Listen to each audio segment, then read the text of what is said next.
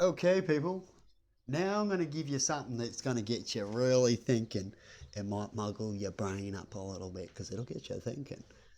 But when it also comes to masculinity and femininity, right, it becomes a culture thing that we slowly usually going to change over generations, newborns, and them growing up and the way they act, right? Like why we've got a problem today about men being a little bit more pansies, as they've been saying, and not being the old class of men.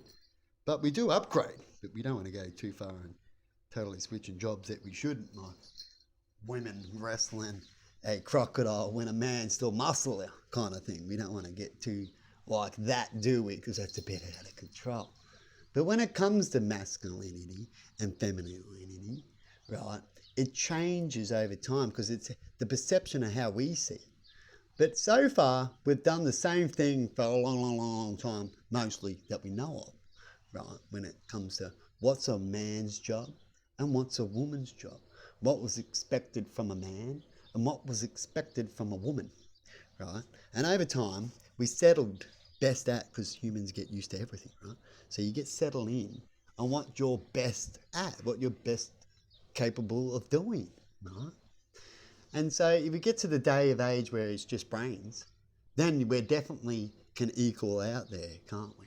Because women and men can learn just as much. There's no real proof yet that we know of, except it comes to men. We've got a little bit, sorry. We've got men that can hold memory a little bit better.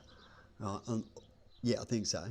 Something like that. I think it's got to do with memories in remembering things and stuff like that. There's something like that. It's a whole brain thing. You'll have to look it up. And I know women have got a bigger frontal lobe, so they've got different areas and all works out. But in the end, things are always a balance. Definitely if you work together too with these things. And women have got the bigger frontal lobe because that's got to do with communication and stuff like that, which is what can make them more loving. And men are more, simple and straight, direct kind of thing. It's the same how the brain works and fires up. How a woman gets asked a question, and their brain goes and fires up everywhere, where a man's brain would go, more like a straight line, more flow. It's a thing like that. It's been years since I watched the brain doco, but it's something like that, right? And that way of thinking can be cultural. So we get that what we assume what men and women do as well when it comes to what femininity is. Because really, we're meant to be both. But we've classed femininity more of a woman's side and a wimp kind of thing. The masculinity has a strong strength thing because of culture. But really, there's no difference, as far as I'm concerned, and what I'd like to teach and how I see things.